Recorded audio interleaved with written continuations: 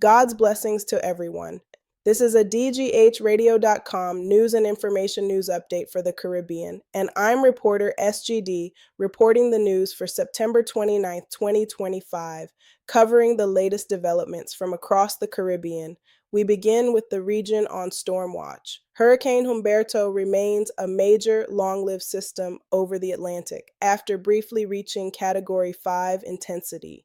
Tonight, it retains dangerous strength with maximum sustained winds reported near 145 miles per hour over open water.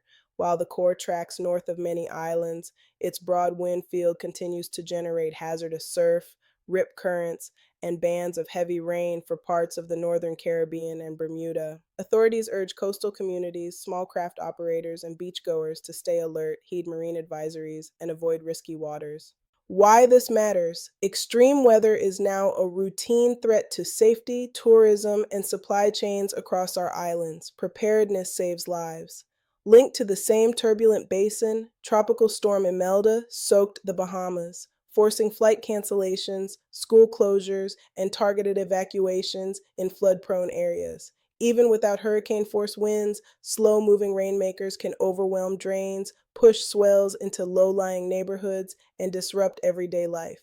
A question for us all: are our drainage systems, building standards, and worker protections ready for repeated water events, not just headline hurricanes? Turning to education reform in St. Lucia, Prime Minister Philip J. Pierre has pledged free early childhood education for every child born in the country, with investments in both public and private preschools, facilities, curricula, and teacher support. Supporters say the plan could narrow inequalities and set children up for stronger primary school success. Skeptics ask how quickly classrooms, staffing, and sustained funding can scale. Why it matters: the earliest years shape lifelong outcomes and the future skills base of the economy. Crime and public safety are in sharp focus. The Turks and Caicos Islands face an alarming surge in violent crime and gang activity, with homicides and mass shootings shaking community confidence. Leaders are walking a tightrope, strengthening security and curbing illegal firearms while protecting the tourism lifeline. Community voices are pushing for youth opportunities and justice reforms alongside policing.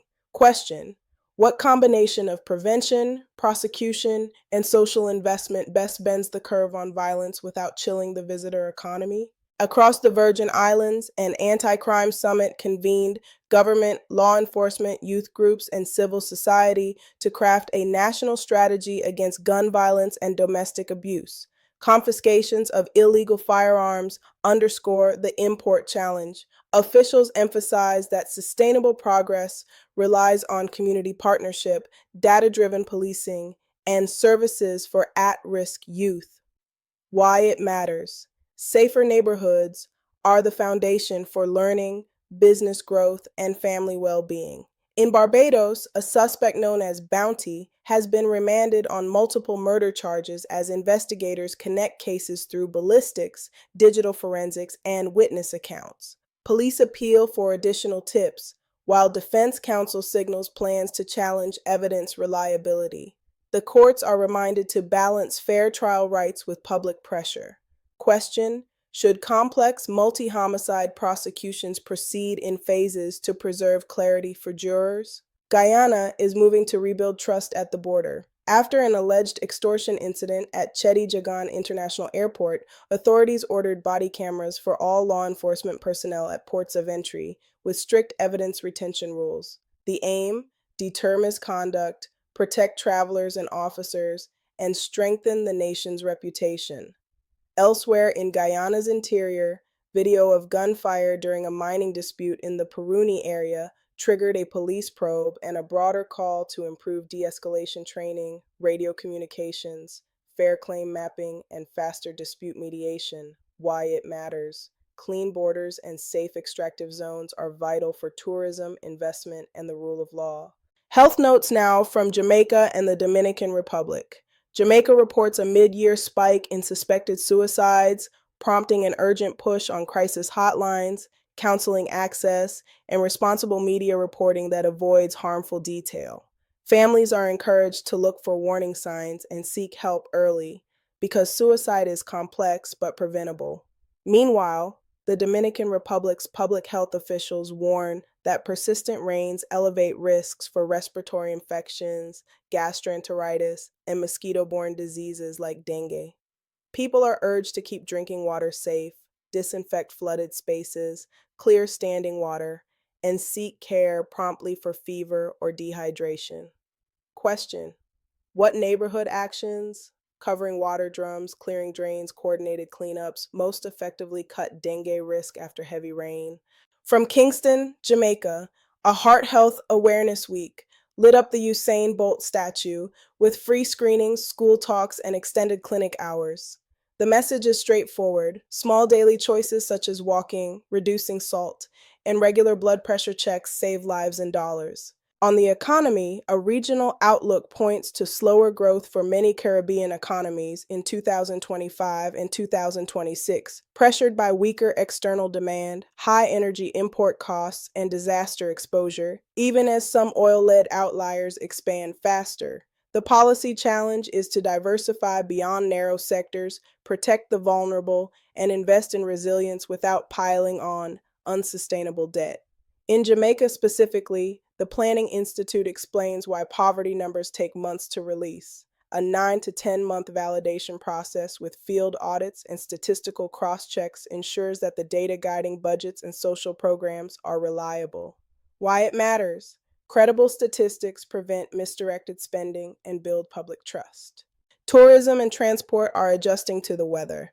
Royal Caribbean has rerouted several itineraries, shifting ships from Eastern to Western Caribbean calls to keep passengers and crew out of harm's way. The bigger picture: as seas warm and storm patterns change, cruise lines, airlines, and ports will need more flexible planning to protect travelers and waterfront jobs. Agriculture and food security step into the spotlight as the Caribbean Week of Agriculture opens in St. Kitts under the theme of transforming food systems through climate-smart innovation. The goals include boosting regional production, improving nutrition, and building resilient value chains that hold up under climate stress. Why it matters: every additional pound grown and processed at home reduces import bills and strengthens sovereignty. Energy and diplomacy round us out. Governments across the region are advancing renewable power, solar, wind, storage, and grid upgrades to cut fossil fuel dependence and harden infrastructure against storms, while keeping electricity more affordable. And in Jamaica, officials emphasize continuity and cooperation with the People's Republic of China across training, infrastructure, and trade, coupled with commitments to prudent debt management, local content benefits, and technology transfer that leaves lasting skills on the ground. Question: which sectors, agri-processing, logistics, clean energy, offer the quickest wins for jobs while aligning with resilience goals? Grenada, for its part, will adjust the structure of its long-running Cuban workers program, especially in healthcare, to increase transparency and compliance while keeping clinics staffed. The broader Caribbean takeaway: small health systems can balance overseas expertise with training pipelines that build local capacity over time. These and other issues are of great concern within the islands. What do you think are some good solutions? Let us know your thoughts by texting your comments to 1-315-898-1449. You can also join our WhatsApp group and get the news, weather, and other insightful information delivered right to your smartphone. To join, text JOIN to 1-315-898-1449. Please include your name in the text message.